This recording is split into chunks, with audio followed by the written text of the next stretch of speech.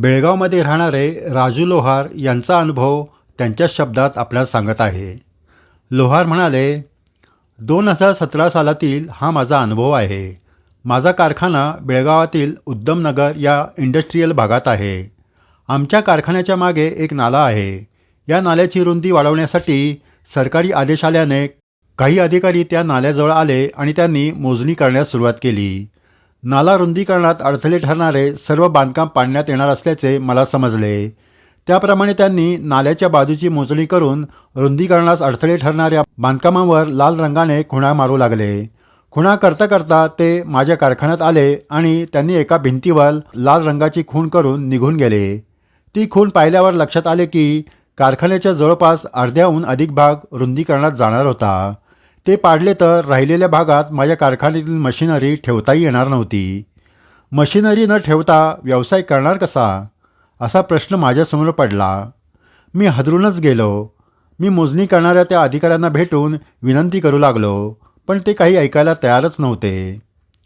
या दरम्यान माझा एक मित्र शिर्डीला गेला होता. तो त्याच दिवशी प्रसाद आणि बाबांचे संस्थांचे कॅलेंडर घेऊन मला भेटायला माझ्या कारखान्याजवळ आला. मी कारखान्यात नाही हे पाहून तो मला शोधत मी जेथे अधिकाऱ्यांशी बोलत होतो तेथे आला. आमची गंभीर चर्चा पाहून तो परत मागे फिरला आणि कारखान्यात जाऊन एका टेबलावर प्रसाद ठेवला. मात्र कॅलेंडर कोठेही न ठेवता तेथेच एका भिंतीवर लावून निघून गेला. तो अधिकारी काहीही ऐकण्यास तयार नसल्याने मी निराश होऊन कारखान्यात आलो. माझे लक्ष टेबलावरील प्रसादाकडे आणि भिंतीवरील बाबांच्या कॅलेंडरकडे गेले. मी बाबांना हात जोडले आणि त्यांना प्रार्थना केली.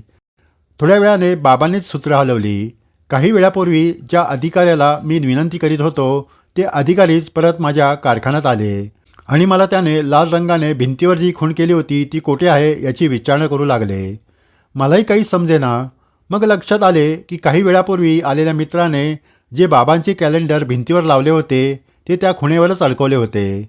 मी त्यांना तसे सांगितले. तो भिंतीजवळ गेला आणि त्याने कॅलेंडरच्या खाली असलेली लाल रंगाची खूण पुसून टाकली. मी आश्चर्याने त्यांच्याकडे पाहतच बसलो. त्यावर तो म्हणाला, आम्ही परत मोजणी केली तेव्हा तुमच्या या कारखान्यातील भाग रुंदीकरणात येत नसल्याचे लक्षात आले आहे, म्हणून ही खूण पुसत आहे.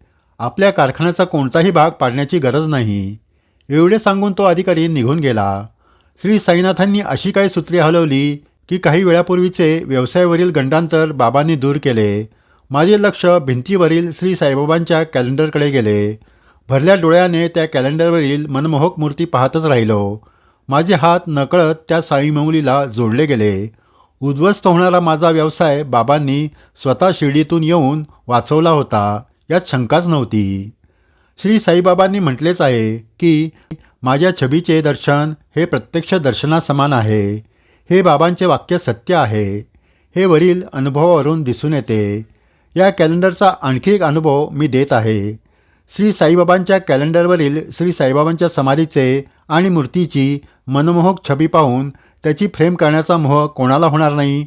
माझ्याही मनात तसेच आले. म्हणून एकदा मी सकाळी ते कॅलेंडर घेऊन फोटो फ्रेमच्या दुकानात गेलो. कॅलेंडर देऊन मी कारखान्यात आलो तर मला समजले की कारखान्यातील एक मशीन बंद पडले आहे. काम थांबल्यामुळे मी लगेच मेकॅनिकला बोलावून आणले. त्याने मशीन तपासून पाहिली आणि त्याचा एक पार्ट बदलावा लागणार असल्याचे सांगितले. त्याप्रमाणे तो पार्ट आणण्यासाठी बाजारात गेला. पूर्ण दिवस तो अनेक दुकानात मशीनचा पार्ट शोधत होता, पण तो पार्ट त्याला काही उपलब्ध झाला नाही. दिवसभर काम थांबून होते.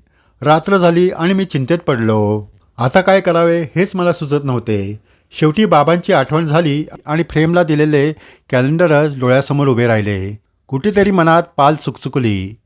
मी दुसऱ्याच दिवशी सकाळी फ्रेमच्या दुकानात गेलो. फ्रेम तयार झाली नव्हती. त्याला अजून वेळ लागणार होता. पण मी ते कॅलेंडर फ्रेम न करताच परत आणले. कारखान्यात येऊन प्रथम ते जेथे होते तेथेच लावले. तेव्हा कुठे मला समाधान वाटले. मला वाटत होते तसेच झाले. त्या दिवशी जो पार्ट मिळत नव्हता तो पार्ट मेकॅनिकला त्याच दुकानात मिळाला. त्याने लगेच तो पार्ट आणून मशीनला लावला आणि मशीन चालू झाले. ही बाबांची लीला होती. श्री बाबांची छबी ही नुसती छबी नसून प्रत्यक्ष बाबाच असल्याचे यावरून मी अनुभवले आहे. ते कॅलेंडर आजही माझ्या कारखान्यात भिंतीवर विराजमान आहे.